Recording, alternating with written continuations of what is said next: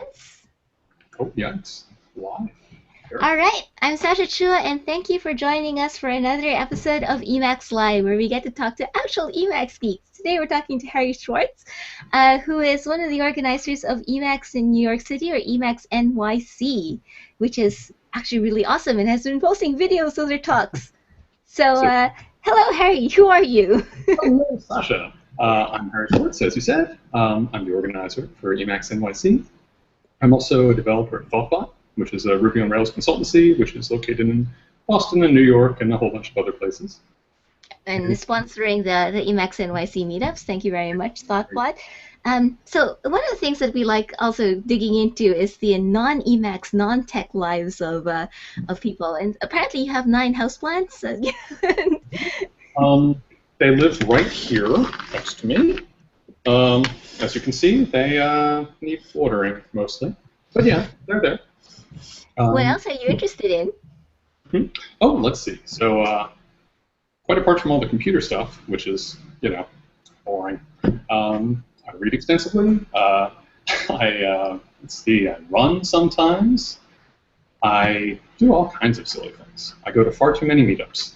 That's been the predominant thing in my life right now. So, So are you the kind of person who organizes a lot of meetups, or you tend to go to a lot of meetups and you're like, you know what, this world really needs an Emacs meetup. exactly right. I find myself completely overwhelmed by a schedule of all the meetups I want to attend, and I think, I should add more. That's a good idea. So, yeah, no, I'm running the Emacs meetup, and also I run a Ruby project night in New York. We just had our first meetup on Monday, actually. So that's just started. Mm-hmm. So But I go yeah, to Meetup.com just lists so many events, and it's amazing to see the kind of varieties of topics that are out there. Uh, so Emacs, like, what got you interested in Emacs in the first place? well, let's see. In the very first place, when I was a young lad in high school, I had this broken down old computer that I somehow managed to get Linux on. And I thought I should learn one of these editors for it. And by purest happenstance, I stumbled across some article about Emacs and thought, I'll learn that. Um, so I did. Started learning that, and I've more or less been with it ever since. Actually, I had Since a high school. brief flirtation with VI in grad school for a year or so, but that passed. So, but so okay, so you started learning about it in high school. What sorts of things kept you into it? I mean, were you coding right away? What were you playing around with that got you interested in it? So I was actually a terrible Emacs user for a very long time. I used it more or less as a notepad with syntax highlight. It's pretty sad. And then fairly late, maybe 5 or 6 years ago, I started really digging into it and being like, I should learn to use this like a real text editor. So I did. Um, I had always been really into Lisp.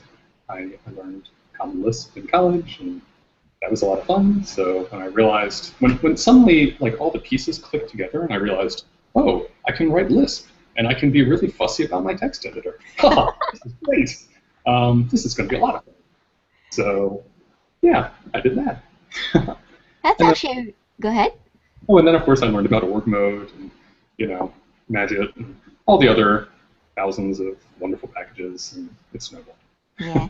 That's actually a really encouraging sort of evolution because a lot of people feel, like, oh, they're not really using Emacs, they're just using it without customizing it, and or Lisp is scary and whatever, and for you to have been okay with, using it just as it is for a long time, and then realizing kind of, you got into Emacs customization because you already knew Lisp and you were comfortable with it, and it's, this is something that you can apply that in. That's actually a fairly unusual path. A lot of people go to it the other way around. They started customizing it and they're like, okay, parentheses, I can deal. Yeah, exactly. It's amazing how many different approaches people take to getting into Emacs. Yeah. I've known a number of people who have gotten into it just for org mode, which is, I mean, I get it. Org mode's awesome, but I'm surprised that they would learn Emacs for that purpose alone. Um, Mm-hmm. Yeah. And of course, there are all kinds of other approaches too, right? I just want to write closure, and now I need an editor that's good for that. And Emacs is great bits, or a number of other things. Right? There are all kinds of ways to go. Yeah. So when it came to learning how to customize Emacs, I mean, now you have a blog post about it, and you have the video recording of your talk at the Emacs NYC. But how did you start learning it? I mean, so you had the background of Lisp that you could take advantage of. But what other resources did you find helpful when you were learning Emacs? Let's see. When I first got started, um, well, so I kind of had some ideas that there were these people out there that were really good at the Emacs, and that I should probably figure out what they were doing. So I started looking at blog posts that were just, tips with Emacs, because I didn't know what I didn't know, right? So I thought I'd try and find some list of things that people thought were cool. I remember early on, I stumbled across Steve Yeager's post of, like 10 things you have to do, right? Remap caps lock to control, which of course you have to do, and now I can't use anyone's keyboard that doesn't do that. Or, let's see, what else was there?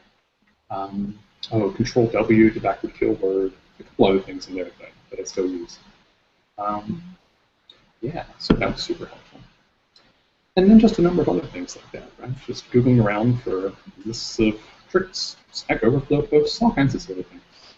And eventually all of that kind of gelled into a coherent whole, and yeah. I started running my own computer and really, thinking it through a little bit more. So exploring blog posts and Stack Overflow tips and all these other stories, I guess, about how people are using it in configuration snippets. And now, with so many people in the meetup, you can just bounce ideas off each other, look over other people's configs. How large is the Emacs NYC membership? Well, so there are well over 100 people in the meetup group, but as anyone who follows meetups knows, those numbers are basically fake. So in practice, we get 30, 40 people at a meetup, sometimes fewer, rarely more, but, still. Wow. Yeah. I think my first experience of being around a lot of Emacs geeks was at that Emacs conference that they had in London, and it was just amazing that you could actually have other, more than one other person who uses Emacs in a room. Holy cow! Wow. Man, when are we doing another one of those, by the way? Apparently when someone steps up to organize it, hint, hint. Man, a major city would probably be a good bet for that. Yeah, somewhere where, people don't immediately think winter. Right, Canada. Hey. Yeah, I don't know about that, but we'll see. That sounds like an awful lot of work. I don't want to completely rule it out. It's only about twice the size of your regular meetup. You can do that, right?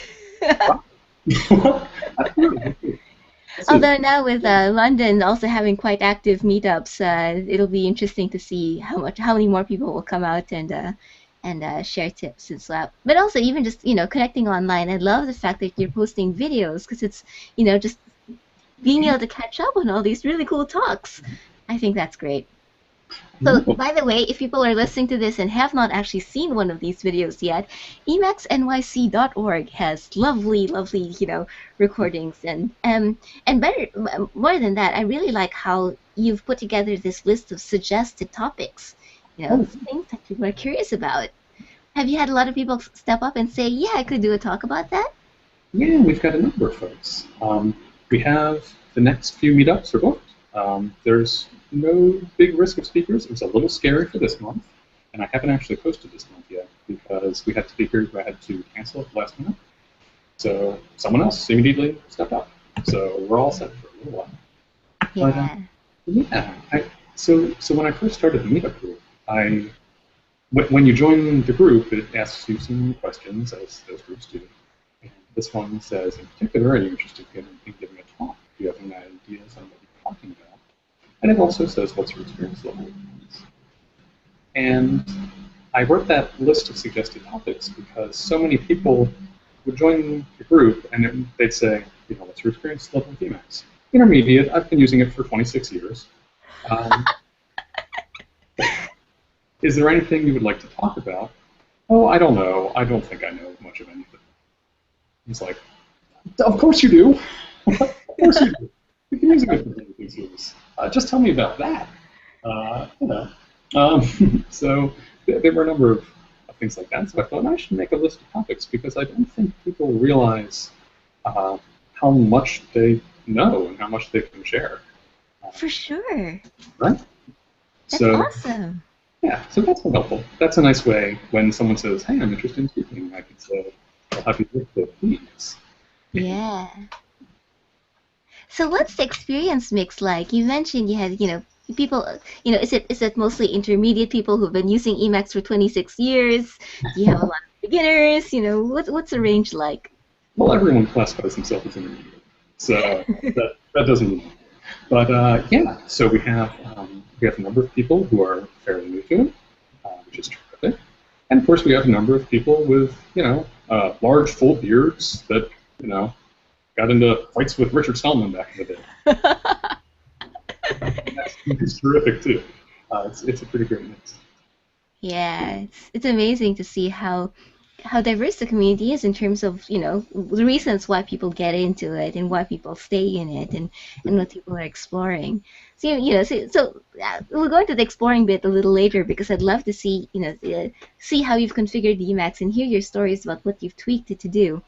But for other people who are considering starting an Emacs meetup, what was the process like for you? Did you already know a lot of Emacs users before that?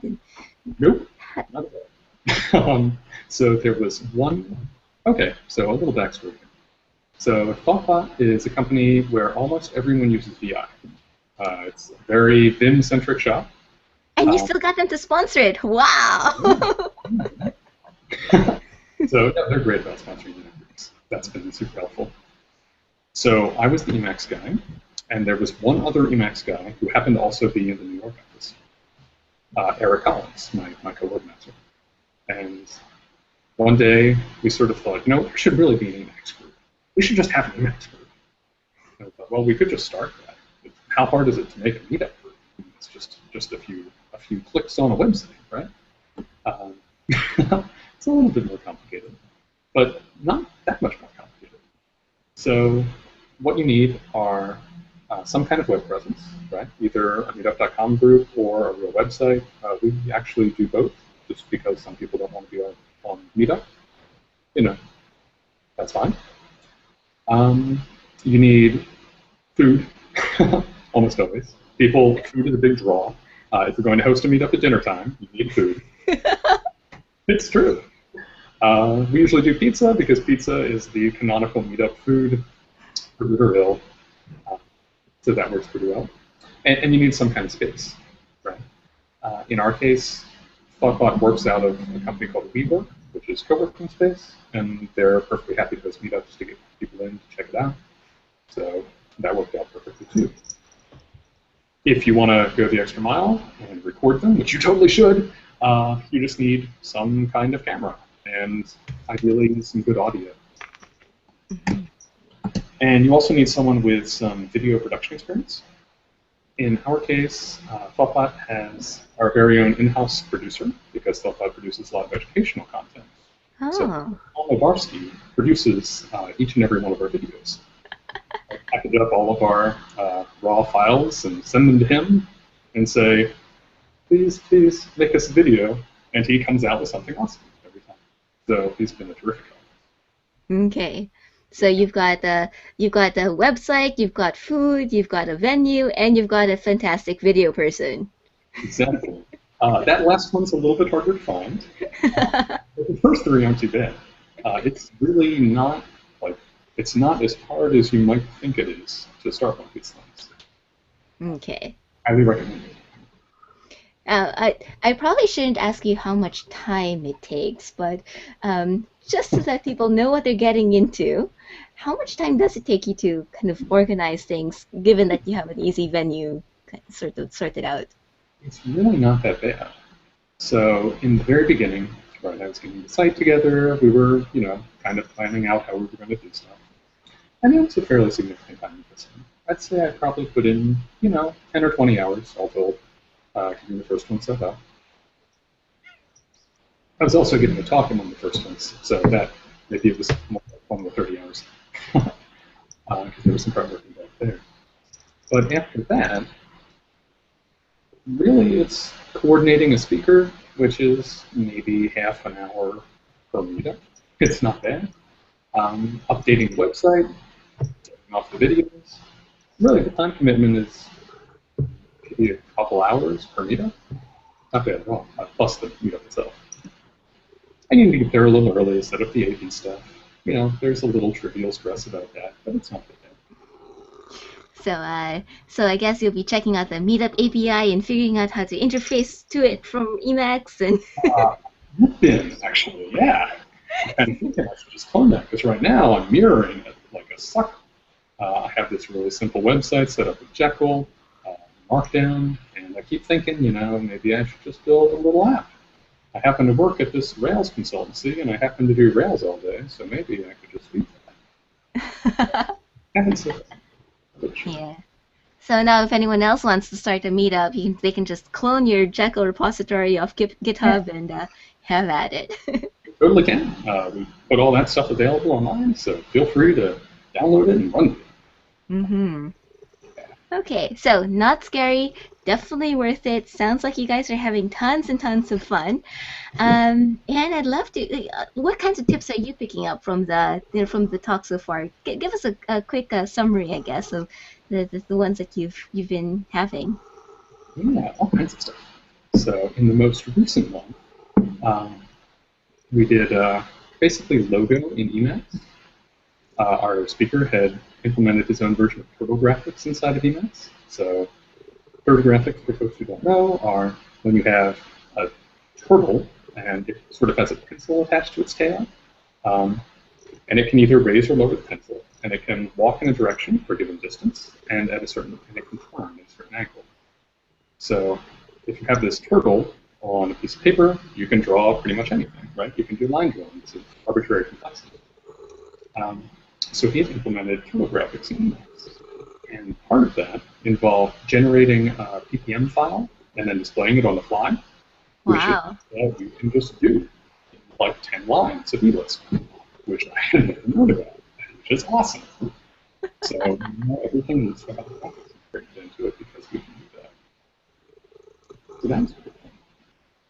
For me personally, the thing that's probably most changed my workflow is we had a really excellent talk on evil mode.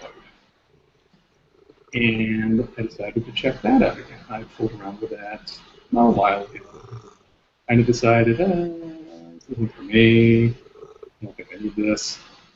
But I was prompted to give it a shot again. And this time it took. So now I'm using Emacs with full mode. So I'm using the most complex editor you can possibly use. It's wonderful.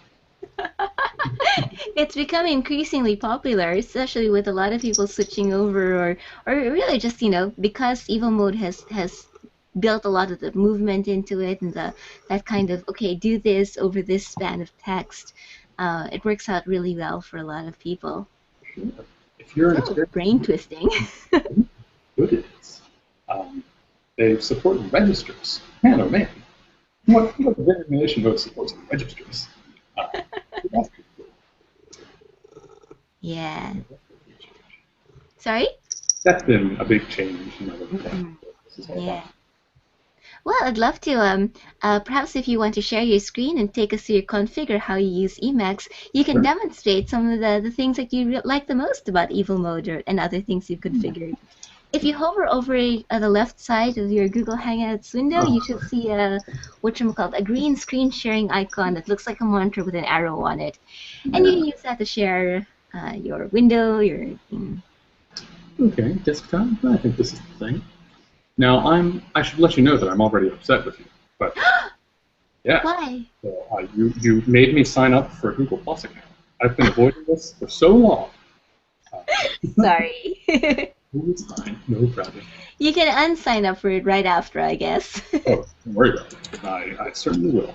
I'm a grumpy old man. Uh, here we go. I have all kinds of stuff in here. Is Yes. it going correctly?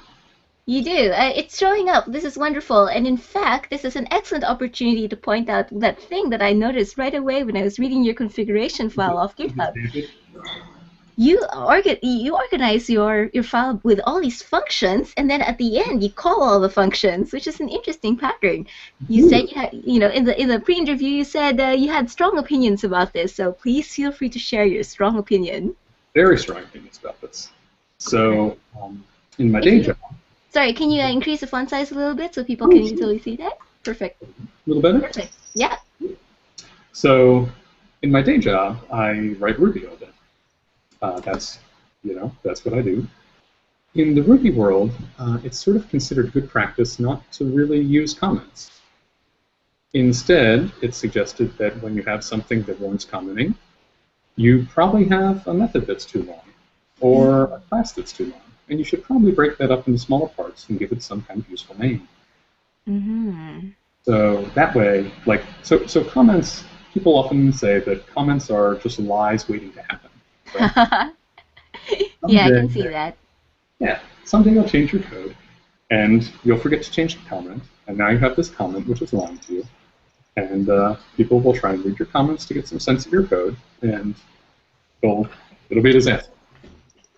If you break things up into small named methods, it gives you the value of comments, like treat camel case as separate words. That pretty well tells you what that function does. But it also is, evaluated. So if I change that, it'll throw an error at me.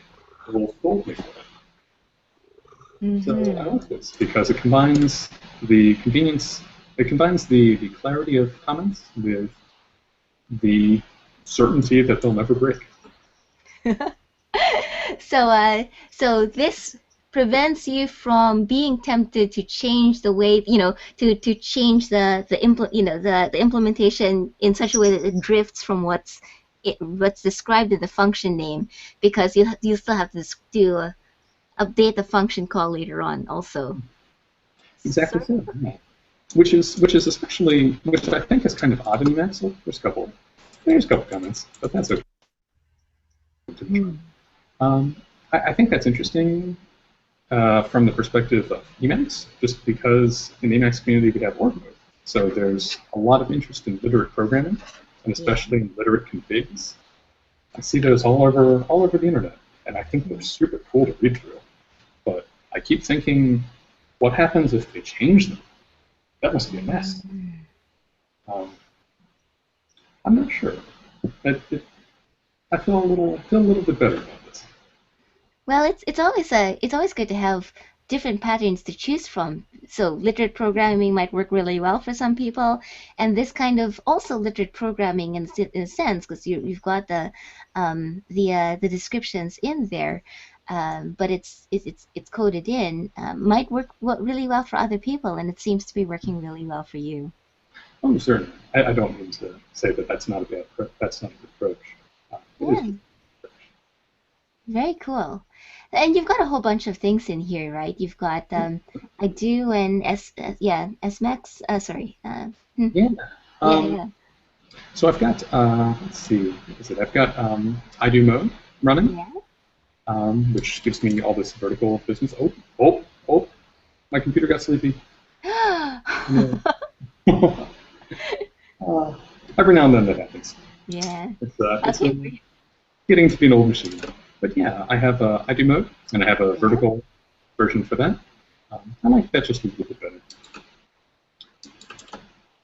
Let's see. Obviously, I have the visual bell.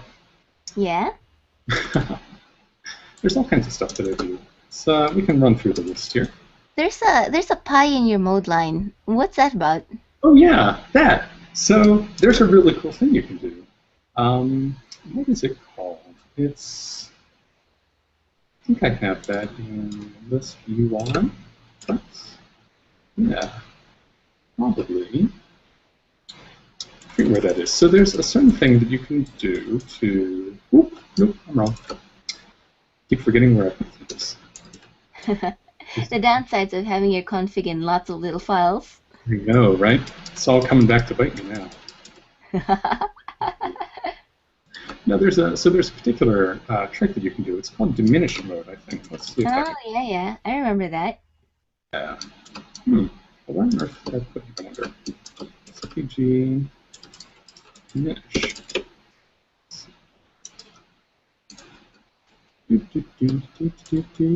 Ah, all the archives are in here. What a disaster.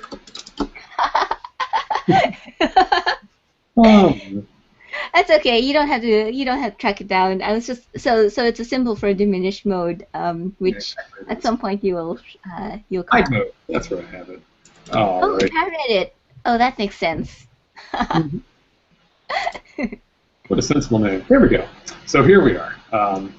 Yeah. So I use diminished minor mode, which is an awesome mode. When you have a whole bunch of things here in your mode line that you don't really need in the mode line, you can use diminished mode to make them shorter. And in my case, sleepy. In my case, I use Unicode characters in here. So like my Haskell mode is lambda equals, my list mode is lambda. I use a pi for paredit mode. Yeah. Yeah, and I use fancy lambdas in here too, which is kind of a fun trick. Yeah, I saw your config to font lock that in. Yeah, it's kind of silly, but it entertains me, and it looks good. Cool. Okay, sorry, I got distracted by interesting things in mode lines. Sure, no problem.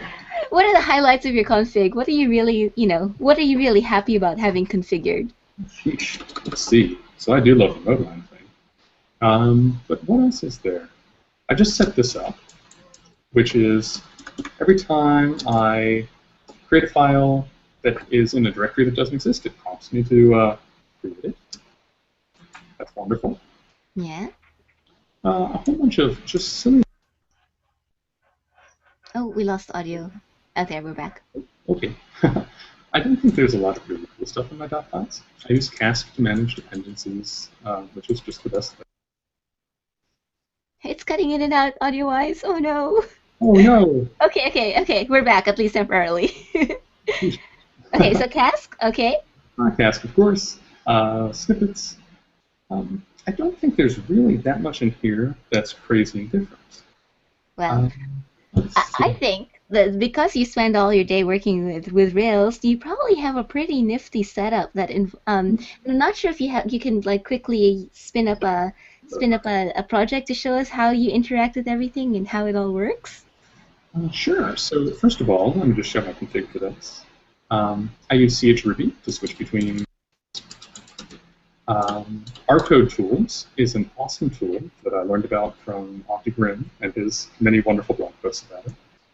Rcode tools supplies XMP filter, which is a tool that you can use in Ruby to, given special comments, run the code in the buffer and then display the output. So, yeah, it's super nice. Actually, I think I was just fooling around with something. So I was I was implementing a tool to do static typing in Ruby, like to verify your type signature. And this is just a tool that's I'm just fooling around with. This will never be released or anything, but it's a silly fun thing to do. So if I change something here, let's suppose I add 7 and 7. And run Control-C, Control-C, it gives me the output here. Yeah, it updated the comment to add that. Exactly, yeah. So all you need to do is append comment, hit Control-C, Control-C, and it evaluates the output. Huh. That's pretty nifty. It's really. I heard from Abdi that he uses it for things like writing blog posts and books and things like that. Do you write a lot as well? Or are you using it for just personal evaluation? Oh, for just evaluation of code, you mean? Yeah. Yeah. So for XMP filter, I pretty much only use it for code. I mean, I write it in Emacs, of course, but I don't think I use any special tooling. That's I use cool. Ligma sometimes and Markdown sometimes, but Yeah. nothing especially interesting. So what's the name of this thing again that you're using to So update this is XMP filter, that? and if I remember correctly. Cool.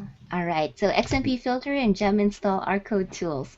I should check that out. It does look kind of handy.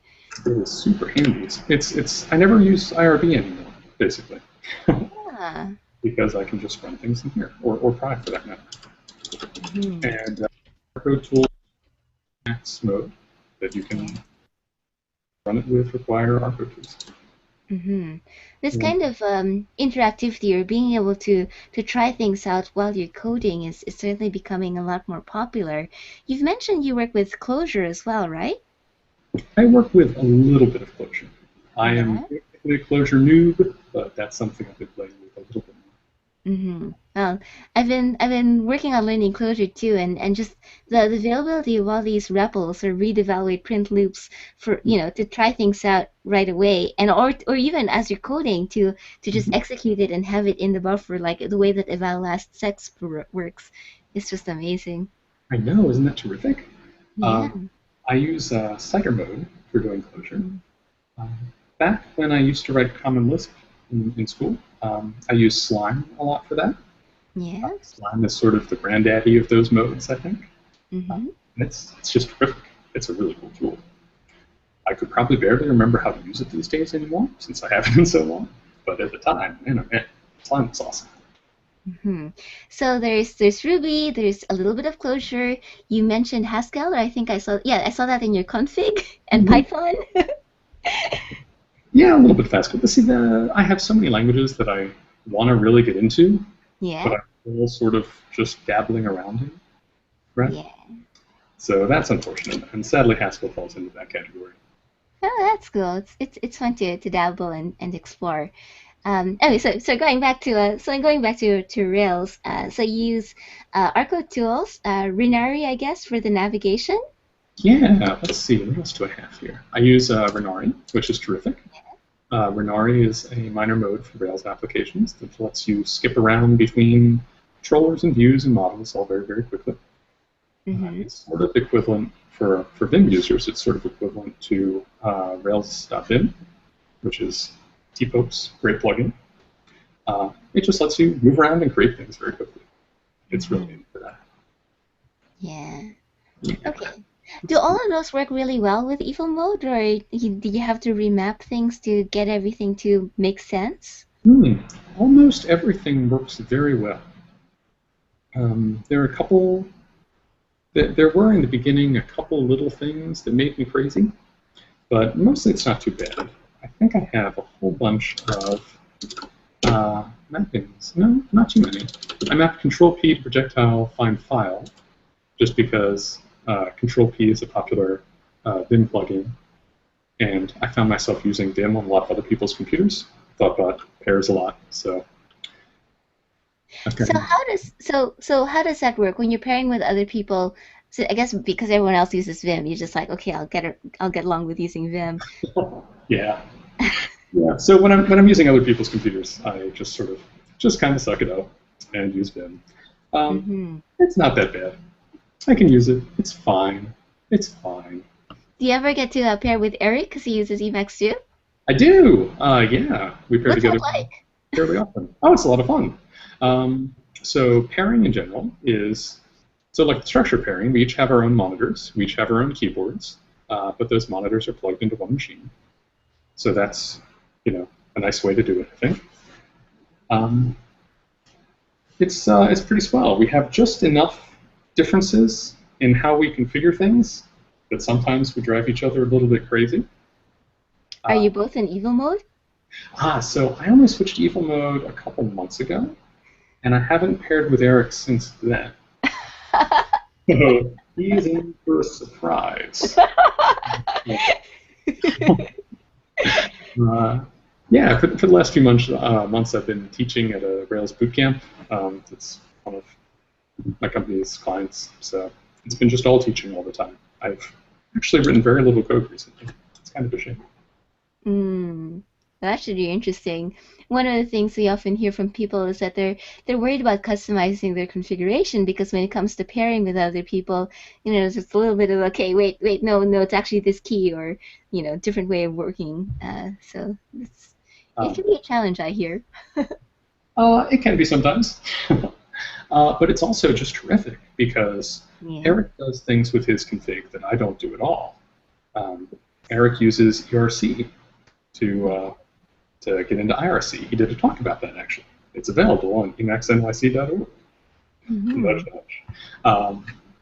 So he uses ERC for IRC, and I don't.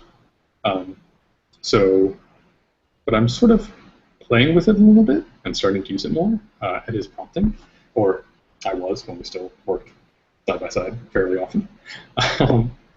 But yeah, it's a great way to get exposed to new, different things, right? Yeah. If you're pairing with someone, man, you learn so much so fast about how they configure things. For sure. What are some of the other interesting tips you've picked up from watching him work or working with him while pairing? Oh, let's see. We've had all kinds of fights about things. One thing that I use that he doesn't use is, I need to get into a non-Lisp mode for this. Let me use my type checker here. I have meta up and down bound to drag a line around. Yeah. And he didn't.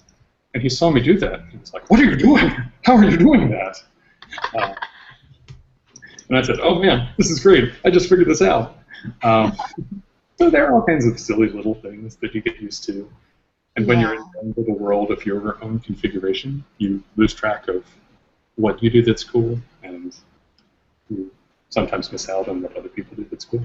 Yeah, that's one of the reasons why I really like people either presenting stuff or even just recording screencasts of them doing something, and when they're doing something, sometimes it's this little thing that they take for granted that you're like, holy cow, what is that? It's just kind of watching over someone's shoulder as they're working, and seeing all these things that you didn't even know could be done or didn't even think of looking for. Oh, exactly, right? And I love pairing for that. You're so, it's so rare that you get to fool around with someone else's configuration, right? Mm-hmm. Like, everyone posts their dot files now, it seems like. But when you're looking at some dot files, you're not really, it's like looking at sheet music, right? It doesn't really give you an idea of how it sounds in operation. Yeah. It's just not the same thing. So, yeah, pairing with people, it's terrific. So the dragging of the lines is one thing that people have noticed about your configuration. Has Eric or have other people kind of flagged anything else as holy cow, how do you do that, or other interesting snippets that are in your config? Oh, let's see. Probably so. I have a lot of odd key bindings. Yeah. I have in here. So many. No kidding. Yeah. Let's see. Multiple cursors periodically, and that's a lot. If you've seen that in operation, it's I'm sure you have. But let's see if I can remember how to do it. It is Control Shift C. If you do, you can do cool stuff with multiple cursors. Uh-huh. Yeah. Let's see. Expand region is kind of a neat one. Mm-hmm. I haven't used that recently, just because using evil mode doesn't make it too necessary, but it's still quite slick. Boop, boop. Yeah. That's expand region at work. Yeah. It's a pretty cool plugin. Yeah. Pretty cool package. I do this, which I think is just a good thing. I found that every time I split a window, what I really mean to do is split a window and then switch to the other window. Yeah. So I just found that. That's just a trivial improvement. Here's the dragging of keys. I have meta n to capture a to-do. I use for some to-do management. So I don't do it as much now as I used to, but I used to use org mode for to-dos very extensively. Oh, what are you moving to instead? Well, funny thing. So I used org mode very extensively when I lived in Boston. I only moved to New York about 7 months ago. Mm-hmm. In Boston, all the trains, well, most of the trains, have cell reception. So if I'm typing on my smartphone, I can type a task and use an application called Drafts in iOS to append that to a file in Dropbox, which is where I save my Dropbox. So that was terribly convenient for if you're into GTD, ubiquitous capture. So if I wanted to take note of something that was happening to me on the train, oh boy, it was so easy to do it. I always had something. I could just type out a little message, send it off, and that would be appended to a file. In New York, the cell reception on trains is not quite as good. And that's kind of been the tiny little thing that it took me to move away from work mode. Such a small thing. So what I'm using now is a pencil and paper. That works. I have a terribly cheap little notebook that has a lot of to-dos. It's approximately the bullet journal style, but it's not really. It's totally just my own little weird thing. But that's been working almost as well. I wasn't using org mode. I wasn't using many very advanced features of org mode, so that's why it's so easy to make the switch, I think. Mm-hmm. I still often write little things on paper, but then I use org to do the kind of long-range planning, so the things I'm going to forget. Yeah, exactly. I have like sort of like a weekly review period where I go through and move things around on lists, and so I haven't lost track of most things. Every now and then, but that's my own fault. Yeah, and it looks like you're doing quite a fair number of other things inside Emacs as well. So you do your mail inside Emacs. Does that still happen? Sometimes. You don't have to demonstrate it because mail can be a funny thing, but it's interesting to see U4E in there. Yeah, I've been playing with MU4E. As part of my ongoing getting off of Google project, I've been using MU4E for my email. I use Fastmail, and that syncs very nicely because they use real IMAP and all that. Yeah. Yeah, MU4E isn't too bad. I haven't used it terribly extensively, but so far, so good. Mm-hmm.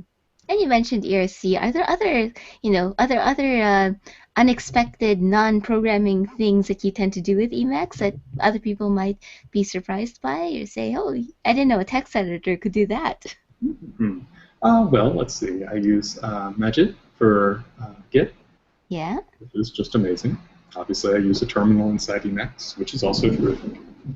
I don't think I do that many things that are that amazing anymore. This is a problem that you described earlier, right? With I've been using Emacs for 26 years, but I don't really know what I can talk about. Well, I'm just an intermediate user. So, well, actually, so I have one thing that I've been playing with, which is I built a search mode. Yeah. So foobar bas, if I hit search, it searches. Huh. So, okay, so that's browse URL? That's what? Sorry, your search. So you basically just type in a keyword and it uses browse URL to yeah, open exactly. it up. That's all there is to it. I wrote a little mode called engine mode, which has a little macro for creating these guys. Let's see, I might even have that. Yeah, here we go. Ah. Yeah.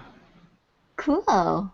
Yeah, so engine mode is a little mode I made, and it lets you define engines, search engines, by name, and then a search string associated with them. So if you're interested in, searching a whole bunch of things very quickly from your editor, you can do that way. Yeah, go ahead. Oh, if you have some text selected and you want to search for it, then you can do that. So that's kind of cool. Or it'll just prompt you, as you saw below. So that's kind of a convenient thing. Yes, it's a idea of a command line for the web, right? I see you've got all these different keywords set up so that you can easily search a specific engine. Mm-hmm. Yeah, it's a little bit convenient. That's called engine mode. It's on Notebook, actually. I pushed it Yeah, up in the if you want to fool around with that, feel free. Um, cool. I think I will. awesome. Yeah. By the way, uh, getting things on the Notebook and writing packages, that is not nearly as hard as I thought it would be. A lot of people think it's like, oh, there's a lot of things to do and code to update and whatever, and it's really you fork it, you copy someone else's configuration, tweak it Exactly. slightly. Right? And then a polite person says, oh, hey, you have a little error in your macro here. Here's how you do it. I know, and then he's like, oh, and then yeah, and then like, this is how you make it even more Emacs Lisp stylish. Yeah, right? It's educational, it's not super hard, and everyone can use your stuff. What a great thing. Absolutely. Yeah. Yeah, so cool. Okay, so that's probably a good talk for one of your Emacs NYC sessions. Look how easy it is to look. I will submit the package to Melpa in real time. Exactly. Purcell will come along and approve it. It'll be great. There are so many packages in Melpa. And the other repositories are just it's Christmas every day. I'm looking at all the stuff that's posted.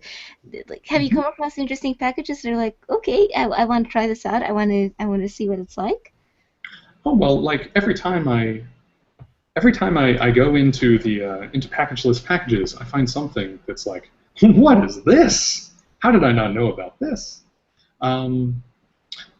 One thing that I learned, actually, so I read, I believe it's Emacs Redux is the Yeah, one, yeah. and I see the most amazing things on there. Just yesterday or this morning, I saw a Git time machine. Did you happen to see that post? Yeah. I read Planet Emacs N as well. I think he's Oh, syndicated, but I'm not sure. But yeah, it Emacs is. Redux is cool. Sure. But yeah, so Git time machine. If you're in a file in a Git managed repository, you hit meta x Git time machine, and then N and P will take you to the next and previous versions of that file. Amazing! It's so cool. Oh, Yeah. yeah, so every day there's something new and interesting.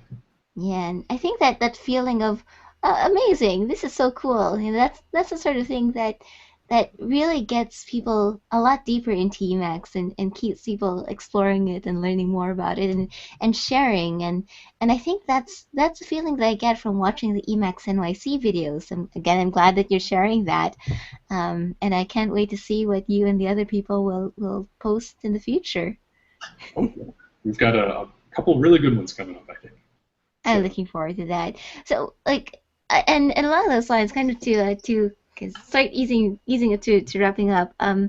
What other things would you like to do with Emacs? What's on your horizon of Emacs awesomeness?